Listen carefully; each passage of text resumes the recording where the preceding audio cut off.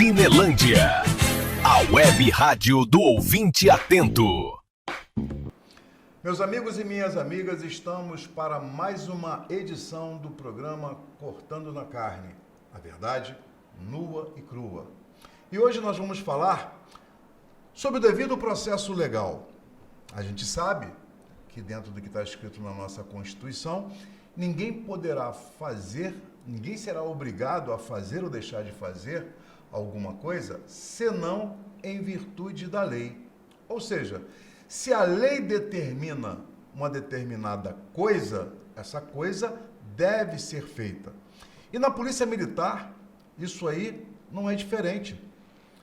A disciplina policial militar, ela exige que todos os integrantes da corporação, eles tenham que obedecer rigorosamente e acatar integralmente a lei, o regulamento, as normas e as suas disposições. E nós vamos falar hoje, nesse programa, sobre alguém que tem o poder e competência de orientar juridicamente tanto o corregedor quanto o comandante-geral na exclusão a bem da disciplina.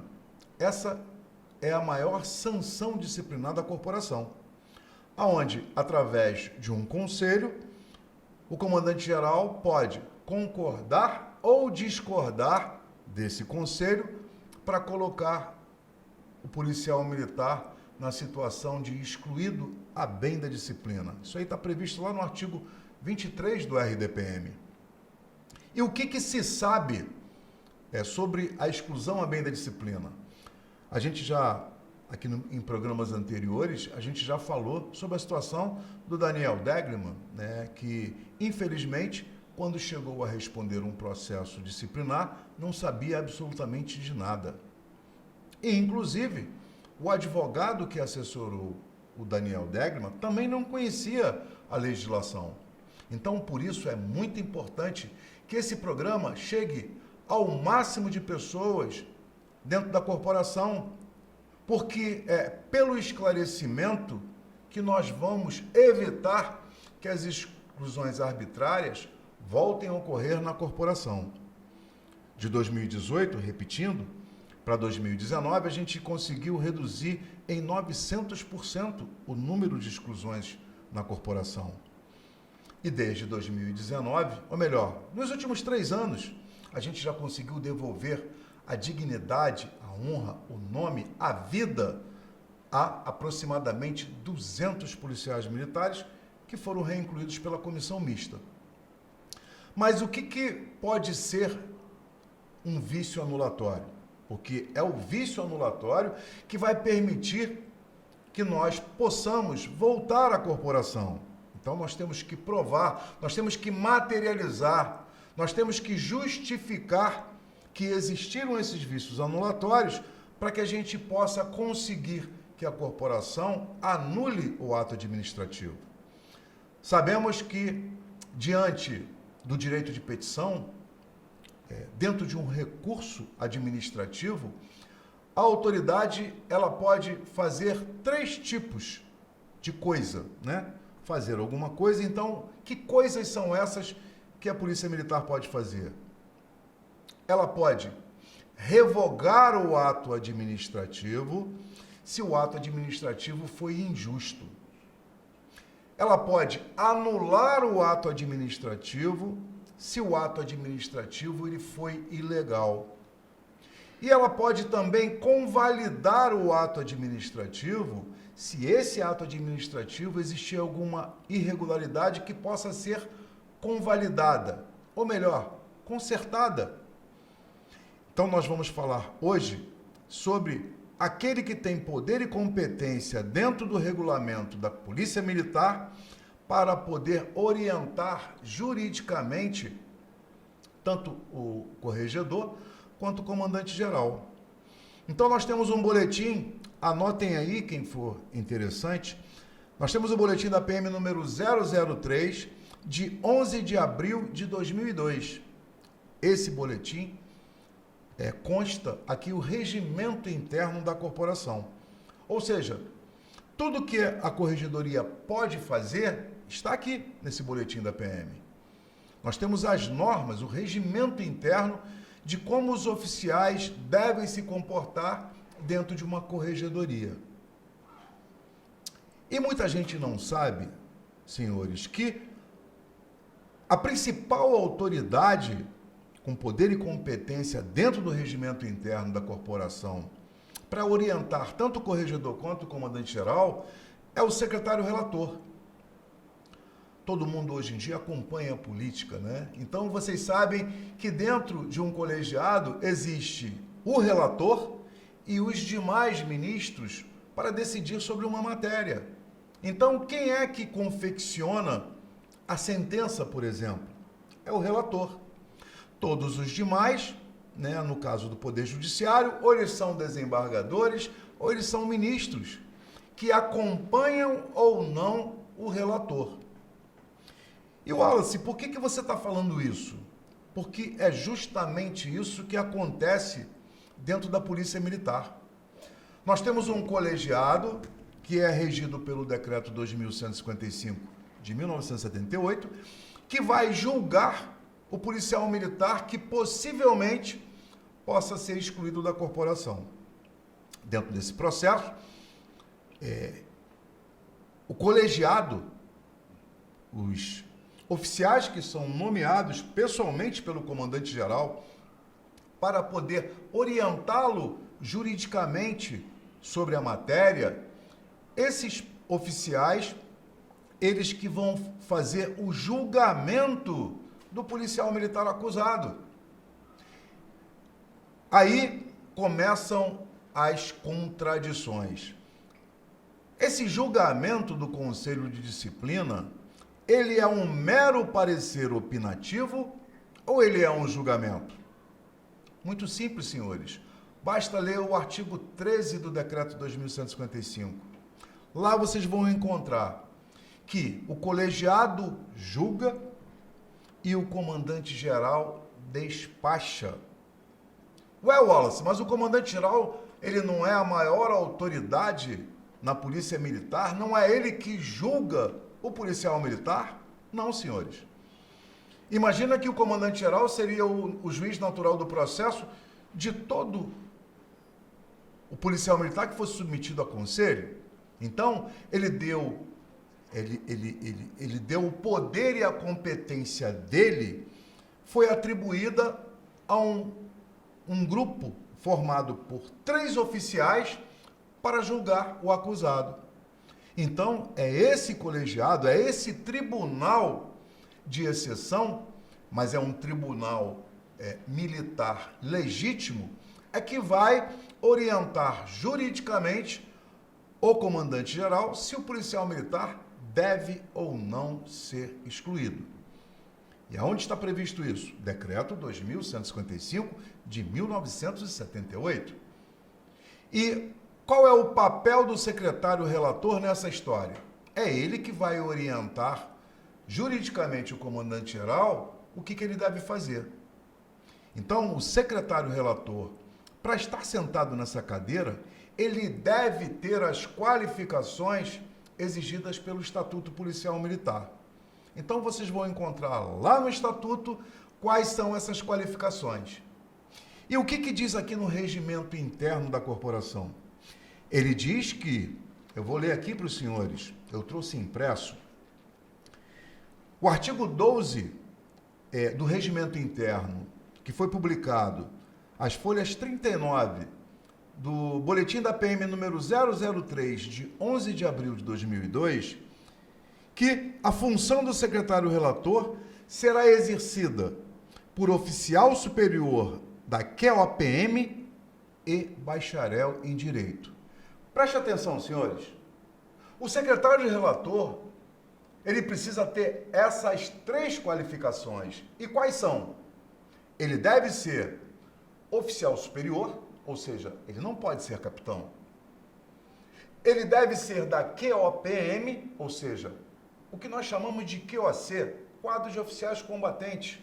Ele não pode ser QOA, do quadro de oficiais auxiliares. E ele deve ser, evidentemente, obviamente, bacharel em direito.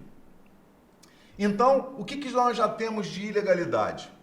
Bom, durante a primeira audiência pública na Alerj, nós temos isso gravado em vídeo, lá eu denunciei na época a ilegalidade do secretário relator, que era capitão, ou seja, oficial intermediário, e ele não era da QOPM. Então nós sabemos que há muitos anos, o oficial para entrar na corporação, ele precisa ser bacharel em direito. Senhores, não existe bacharel em direito com poder e competência para orientar o comandante-geral? Será que eles precisam pegar o oficial que está lá na reserva para trazer para a corporação para sentar na cadeira de secretário relator? Pois é isso que está acontecendo hoje. Semana passada, ou melhor, umas 3 semanas atrás, eu estive com um dos secretários relatores, porque eles estão dizendo que não é um só, são vários. Engraçado, né? Se vocês forem lá e olhar no boletim que eu falei, lá não diz que existem secretários relatores, lá diz que existe um secretário relator. E por que a interpretação é que seja apenas um? Porque podem existir, senhores, diversos relatores, mas o secretário relator é um só. É esse que detém o poder e a competência de orientar tanto o corregedor quanto o comandante-geral. Então, nós sabemos que hoje, né, tudo no Brasil é interpretação. A interpretação é do manda quem pode e obedece quem tem juízo. E voltando a falar em política, porque essa é a voz que ecoa em todas as redes sociais, que ecoa em todos os editoriais de jornais da televisão, a gente sabe que lá no governo federal, lá em Brasília, manda quem pode e obedece quem tem juízo. A interpretação hoje está dominada, né, pelo STF, que é um dos poderes constituídos dentro do nosso Estado de Direito. Então, tudo aquilo que o ministro do STF diz é verdade, bom, se é verdade ou não, não pode ser contestado, porque não tem ninguém acima deles. Na Polícia Militar, é a mesma coisa, senhores. Nós temos aqui na Polícia Militar um secretário relator que ele é o dono da interpretação do que está escrito no Estatuto, no Regulamento Disciplinar e também no Decreto 2155. A voz é dele. O poder e a competência é dele de orientação jurídica. E como ele entende que comandante-geral pode julgar crime, como nós falamos aqui no primeiro programa, o artigo 13 e o 21 parece que é letra morta.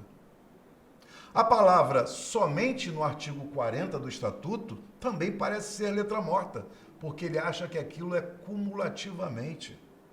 E como nós também entrevistamos aqui o nosso Daniel Degman, do Grupo Vidas Manchadas, o que aconteceu? A interpretação do secretário relator que permitiu que o Daniel Degman até hoje permaneça fora da corporação. Então, no segundo bloco desse programa, a gente vai explicar aqui exatamente por que o secretário relator vem induzindo o comandante-geral ao erro. Eles não querem reconhecer os erros praticados no passado, mas isso a gente vai explicar no próximo bloco, porque daqui a pouquinho vamos entrar com nossos comerciais, porque a gente não vive sem eles. Valeu, galera! Então, daqui a pouquinho a gente vai explicar sobre a situação do secretário relator da Corregedoria Geral da Corporação. Até daqui a pouco, se Deus quiser. Cinelândia, a web rádio do ouvinte atento. Cinelândia, a web rádio do ouvinte atento. Voltando ao que a gente estava discutindo no bloco anterior, a gente vai falar aqui sobre o secretário relator. Essa figura importantíssima que a gente precisa debater sobre essa situação para que não fique nada absolutamente nada sem explicação. O secretário relator, ele é o responsável pela orientação jurídica do comandante-geral nos atos disciplinares de exclusão a bem da disciplina. Pois bem, então, é o secretário relator que orienta o comandante-geral nesse tipo de ato administrativo disciplinar? Sim. E o que a gente pode trazer de importante ao nosso público sobre essa matéria? Bom, eu falei para vocês que no boletim da PM número 003, de 11 de abril de 2002, e isso deve ficar registrado, que o atual secretário relator, ele não detém as qualificações necessárias para ocupar o cargo. Ou seja, ele como bacharel em direito, ele deveria saber que ele é incompetente para ocupar o cargo. Aliás, ele é duplamente incompetente. Ele é incompetente porque ele não tem as qualificações para ocupar o cargo. E ele é incompetente porque ele não sabe interpretar a lei. Pois se sabe, finge que não sabe. E nós vamos provar isso aqui e agora. Bom, ele acha, ele entende, no seu sentir, ele acha que o comandante-geral possa julgar crime. E por isso o Daniel Degman foi excluído da corporação. Ele acha que o comandante-geral julga e o colegiado emite mero parecer opinativo. Mentira. E por que eu posso afirmar que seja mentira? É só vocês olharem o artigo 13 do decreto 2155 que vocês vão encontrar lá que o comandante-geral emite despacho e o Conselho de Disciplina emite julgamento. Então, por que o secretário relator inverteu os papéis? E eu explico. Justamente para dar um poder discricionário absoluto ao comandante-geral, onde ele possa discordar do julgamento do Conselho e excluir o policial militar. E durante todos esses anos, o secretário relator mentiu, negou e calou a verdade. E ele tem orientado várias outras autoridades dentro da corporação, principalmente dentro da corregedoria, que o comandante-geral pode julgar crime, que o comandante-geral pode aplicar uma sanção fora das hipóteses que a lei enumera. E o nosso parecer jurídico diz justamente ao contrário. Então, quem está mentindo? O nosso doutor em direito ou o bacharel que sequer tem competência para ocupar o cargo na corporação? E pasmem, senhores, o que eles fizeram? Eles chamaram um outro oficial da reserva remunerada e trouxeram para assinar como secretário relator. Ué, mas não é só um secretário relator? Não. Na interpretação deles, eles dizem que são vários, quantos forem necessários. Ou seja, voltamos ao caso da interpretação. Então, se o secretário relator acha que em vez de um pode ser 10, 20, 30, vai ser. Manda quem pode e obedece quem tem juízo. E sabendo disso, o doutor Ciro Darlan, que nos orientou a contratar um verdadeiro operador de direito, nós contratamos o doutor Gabriel Quintanilha, que através de um parecer jurídico, ele afirma, ele declara, ele assina embaixo que o comandante-geral não pode julgar crime, que o comandante-geral não pode aplicar uma sanção fora das hipóteses que a lei enumera, que o comandante-geral, ele é obrigado a intimar oficialmente o acusado e dar a ele o direito do contraditório e da ampla defesa.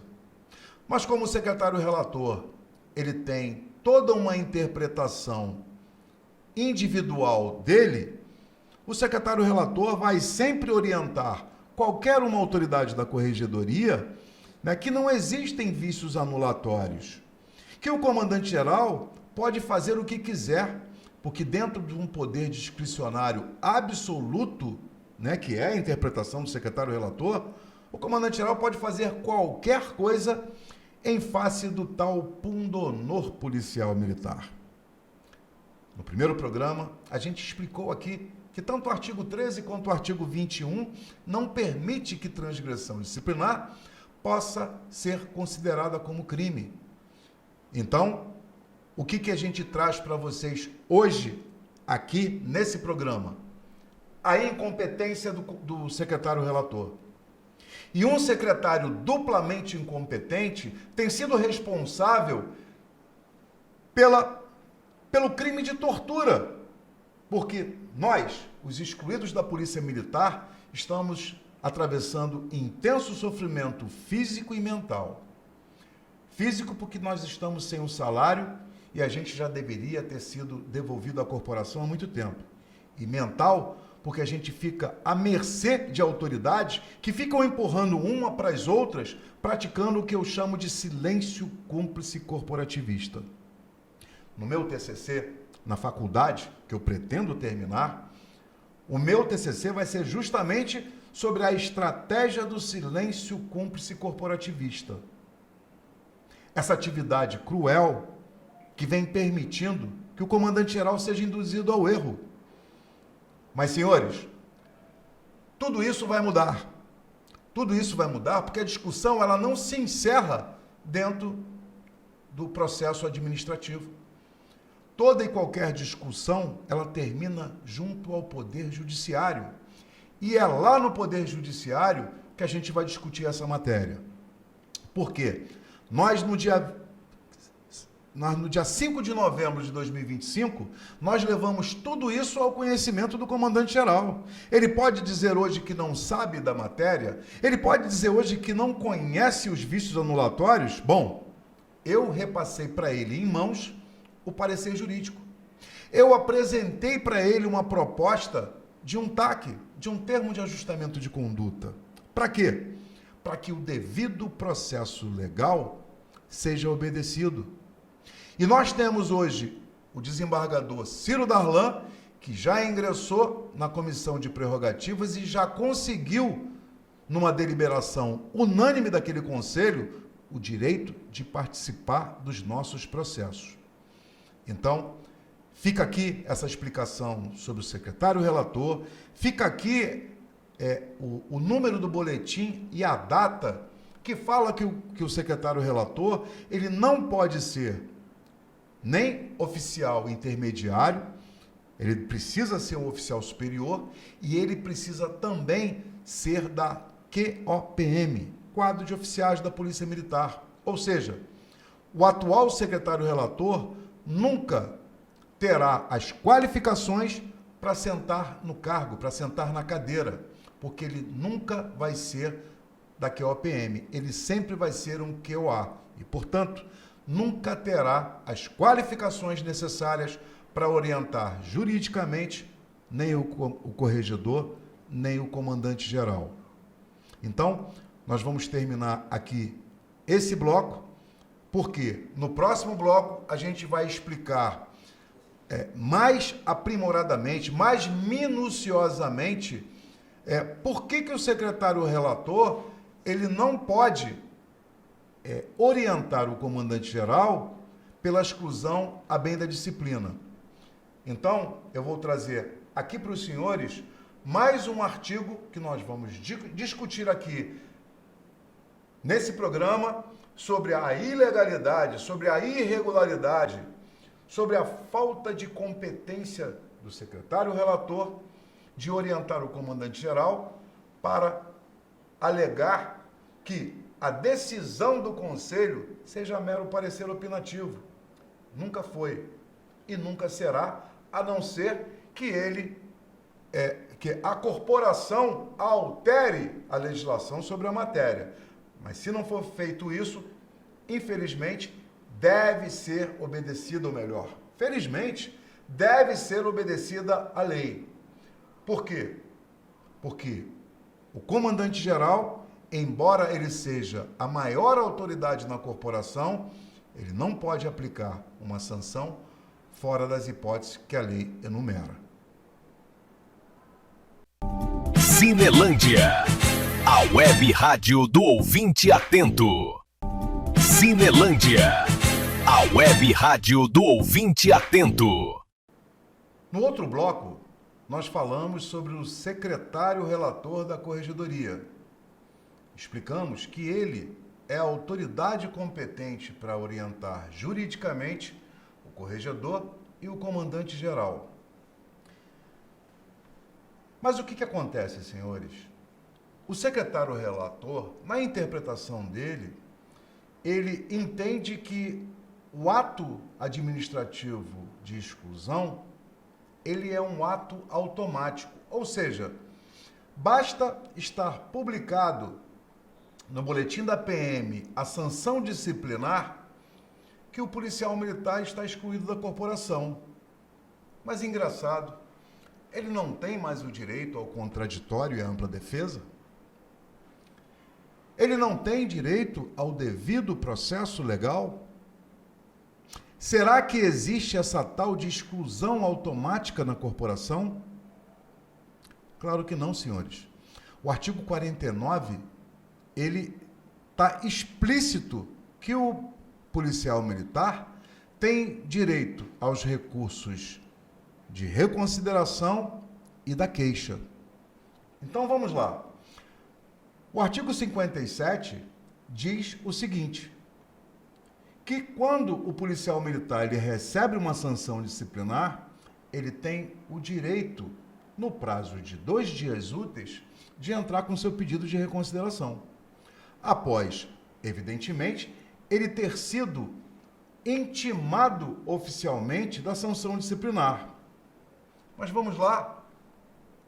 Ocorreu a intimação oficial? O que é uma intimação oficial? Será que o secretário relator não sabe o que diz a Lei 5427 sobre a intimação? Será que o secretário relator, na sua interpretação jurídica, ele entende que basta a publicação do boletim para que o policial militar seja intimado?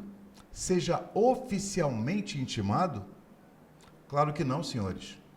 E por isso que nós tivemos que contratar um parecer jurídico justamente para orientar o juiz natural do processo, que era o comandante-geral, mas agora passou a ser o governador do estado. Depois a gente entra nesses detalhes.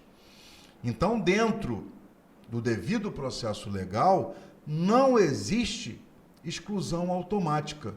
Até mesmo porque o que está previsto, o que está prescrito no artigo 49 do Estatuto, fala justamente que o policial militar que se achar prejudicado, ele pode ingressar com recurso de reconsideração e a queixa. Então não existe exclusão automática. Mas o secretário relator, há vários anos, vem induzindo diversos comandantes gerais de que existe essa tal exclusão automática. Ou seja, a incompetência do secretário relator, junto à incompetência dele de interpretar a lei, o regulamento, as normas e as disposições, fazem com que o comandante-geral, com base na presunção de veracidade e legitimidade dos atos da administração pública, pela confiança legítima que ele tem nos seus assessores jurídicos, ele seja induzido ao erro. E o que diz a Lei de Introdução às Normas do Direito Brasileiro sobre o erro grosseiro? Se a autoridade cometer erro grosseiro, ela pode ser responsabilizada penalmente pelo seu erro. E quando o secretário relator, ele orienta que o comandante-geral pode julgar crime, é o primeiro erro grosseiro. Quando o secretário relator orienta o comandante-geral que ele pode aplicar uma sanção fora das hipóteses que a lei enumera, é um erro grosseiro. E se ele orienta o comandante-geral que existe essa tal de exclusão automática, é mais um dos erros grosseiros. E por que os membros da comissão mista, que estão instalados lá no Palácio Guanabara, que estão à disposição do governador para verificar se existem ou não vícios anulatórios, por que eles não reconhecem esses erros praticados no passado? Justamente porque é o relator, ou seja, o relator dos processos, aquele que tem o poder e competência de orientar os demais membros deliberativos, é que vai convencer os demais que existiu ou não vícios anulatórios nos processos que estão sendo analisados. Então, se lá atrás os policiais militares foram excluídos com base numa ilegalidade e os membros efetivos não consideram que essas ilegalidades são ilegalidades, o governador vai acabar sendo induzido ao erro, porque ele não vai anular um ato legitimamente ilegal. Porque se o comandante-geral ele praticou um ato, um erro grosseiro, dizendo que não existiu dentro daquele recurso vícios anulatórios, então o governador está acompanhando a interpretação dos seus peritos na matéria e homologando atos eivado de vício intrínsecos, eivado de ilegalidade. E nós sabemos que a ilegalidade ela não pode ser convalidada, nem pelo tempo, nem sob qualquer forma prevista na legislação. Por isso, não existe exclusão automática. Exclusão automática é uma invenção do secretário relator. Secretário relator, este que até hoje ele não se apresentou. Por quê? Porque os pareceres opinativos que ele manda para o secretário de Polícia Militar assinar hoje, eles gozam, repito, da presunção de veracidade dos atos administrativos. Para o comandante-geral, esses atos obedeceram o devido processo legal. E quando é que esses atos vão ser considerados ou não ilegítimos, ilegais, irregulares? Desde o momento em que ele, o secretário relator, oriente o comandante-geral nesse tipo de vício. Senhores, o secretário relator ele nunca vai admitir que ele praticou uma interpretação falaciosa. O secretário relator, como é ele que interpreta a lei e o direito, como é ele que orienta juridicamente o comandante-geral, ele nunca vai reconhecer o teu erro. E como é que fica essa situação? Simples. Nós vamos ter que discutir isso junto ao Poder Judiciário. Porque se o secretário relator, ele orienta toda a corregedoria que ele está agindo de forma correta e não está, não tem como a gente modificar tal ato administrativo. Se ele goza da presunção de legitimidade e veracidade dos seus atos, quem é que vai dizer que o secretário relator está mentindo, negando e calando a verdade?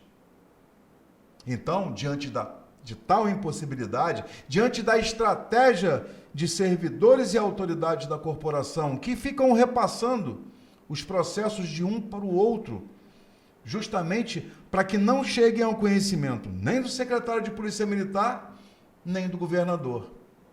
E, senhores, se as ilegalidades não chegam ao conhecimento nem do secretário e nem do governador, quando é que elas vão poder ser anuladas? Quando é que elas vão poder ser revistas? Então, a única solução foi o que o Grupo Vidas Manchadas fez. Nossos advogados protocolizaram, junto ao Poder Judiciário, uma notícia-crime. Só que essa notícia-crime ela está acompanhada de um pedido de acariação. E eu não seria louco de colocar meu pescoço na forca, porque a gente sabe que a pena para o crime de denunciação caluniosa é muito grave. E até mais grave do que a pena de uma falsa perícia. Eu, por exemplo, estou acusando vários policiais militares da cúpula da corporação que praticaram atos típicos, antijurídicos e culpáveis. Por quê? Porque o policial militar ele não pode cometer o abuso de autoridade. O comandante-geral e nenhum policial militar pode cometer prevaricação. Nenhum policial militar pode ser condescendente com crimes. Ele não pode praticar condescendência criminosa. Ele não pode suprimir dos autos o parecer jurídico, porque isso aí é supressão de documento público. Ele não pode impor, pela estratégia do silêncio cúmplice corporativista, que a gente seja submetido a intenso sofrimento físico e mental, porque isso aí é crime de tortura. Então, será que o comandante-geral, será que o senhor coronel Menezes, será que o senhor não vai responder ao termo de ajustamento de conduta? Será que aquela reunião que nós tivemos lá no seu gabinete, coronel Menezes, não vai ter resposta? Será que o senhor vai cometer o crime de prevaricação? Porque o artigo 30 da LINDB, da Lei de Introdução às Normas do Direito Brasileiro, esse artigo 30 exige que o senhor responda às consultas que foram formuladas, para que haja segurança jurídica. Então, coronel Menezes, a gente lhe pede, nós do Grupo Vidas Manchadas, que o senhor responda à proposta que foi feita no termo de ajustamento de conduta. Pois só assim a gente vai poder ter o devido processo legal. Portanto, o programa Cortando na Carne está trazendo a verdade nua e crua. E a gente vai insistir em solicitar que o senhor coronel Menezes, junto com a sua corregedoria, junto com todas as autoridades que tomaram conhecimento da matéria, que sigam a lei. Nós não queremos jeitinho, nós não queremos favores, nós só queremos a lei e o direito.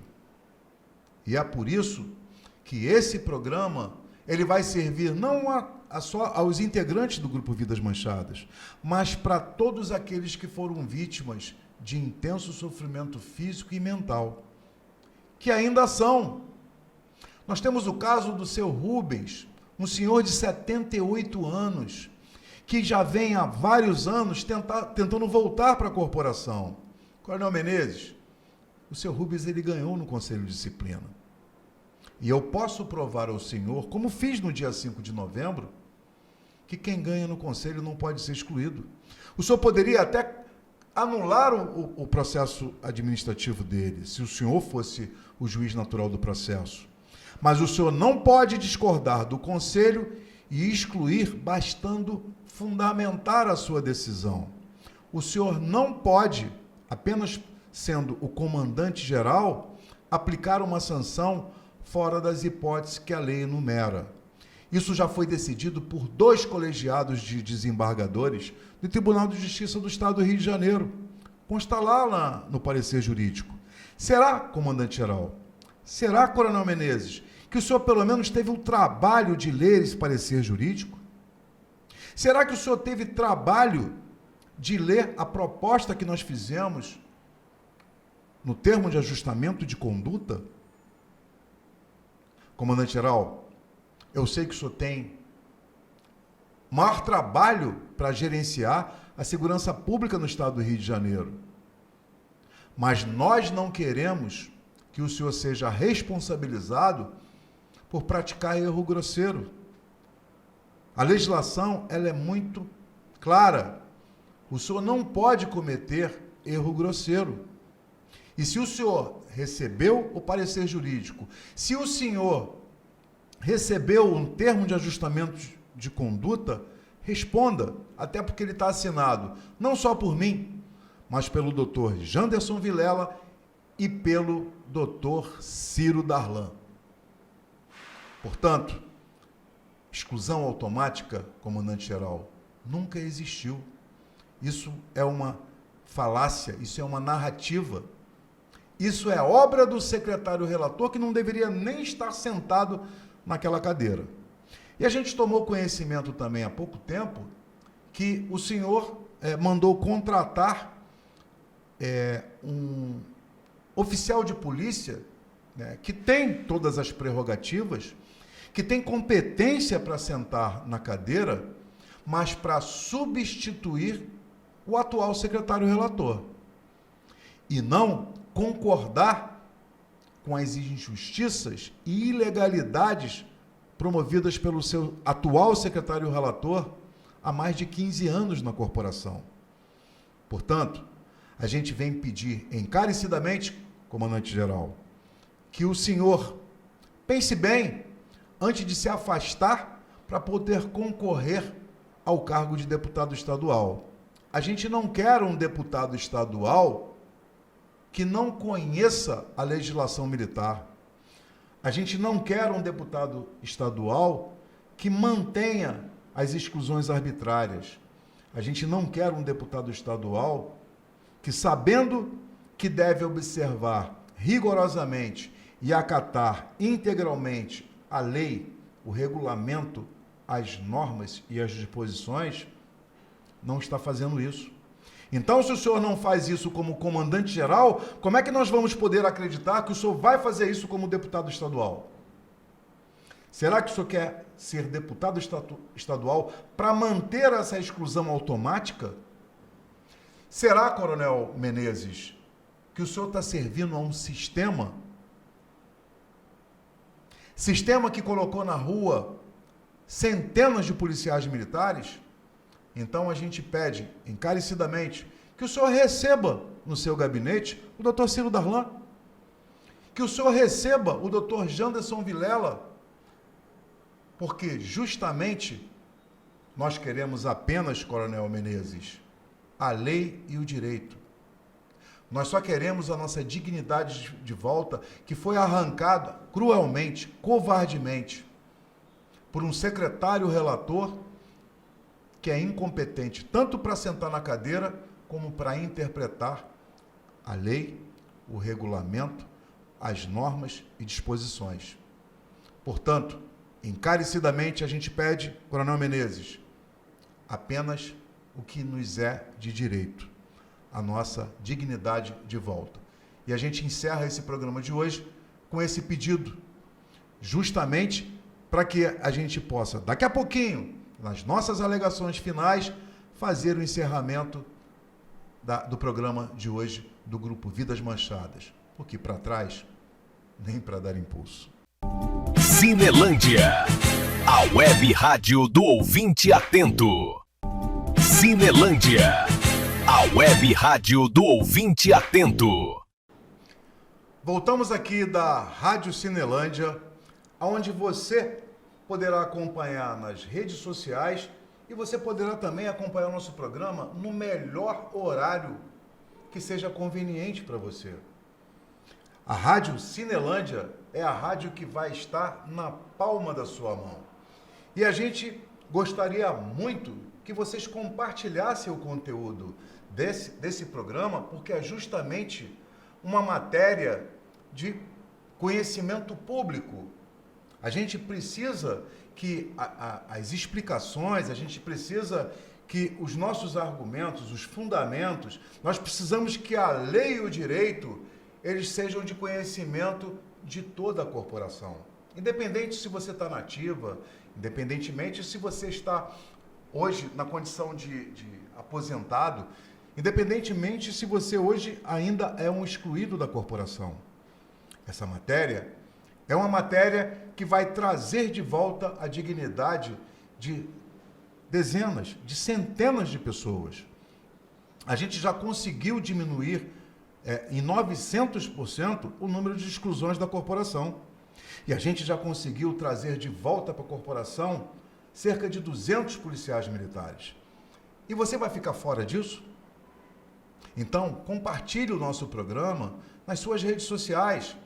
Acompanhe aqui com a gente, aqui da Rádio Cinelândia, essa matéria importantíssima, que já foi causa de sofrimento de muita gente. E a gente precisa justamente que a nossa voz seja levada ao maior número de pessoas. Então a gente pede encarecidamente a você que está assistindo o nosso programa, que compartilhe nas suas redes sociais. Você vai estar fazendo um serviço a pessoas que possivelmente amanhã necessite desse esclarecimento. Nós temos o Dr. Ciro Darlan, nós temos o Dr. Janderson Vilela, nós temos o Sargento Portugal lá de Brasília, que está tomando conta da nossa situação. Esse projeto nasceu lá atrás, desde 2018. Em 2019, a gente construiu a Carpad, né, que já devolveu para a corporação diversos policiais militares. E foi a Carpad que deu voz a nós, os excluídos, que conseguimos que o governador Cláudio Castro inaugurasse a comissão mista. E essa comissão mista já devolveu a dignidade a dezenas de pessoas. Então, a gente pede a vocês que estão vendo a nossa matéria, que estão tomando conhecimento das ilegalidades, que vocês nos ajudem. E nós temos aqui a nossa cadeira, que está justamente aqui à disposição de qualquer uma autoridade que venha aqui a esclarecer, a discutir, a debater com a gente, para que a gente possa chegar ao devido processo legal, à segurança jurídica, ao interesse público. Então, eu conto com vocês para que nos ajude a fazer a nossa voz e ao maior número de pessoas. Muito obrigado e até o próximo programa.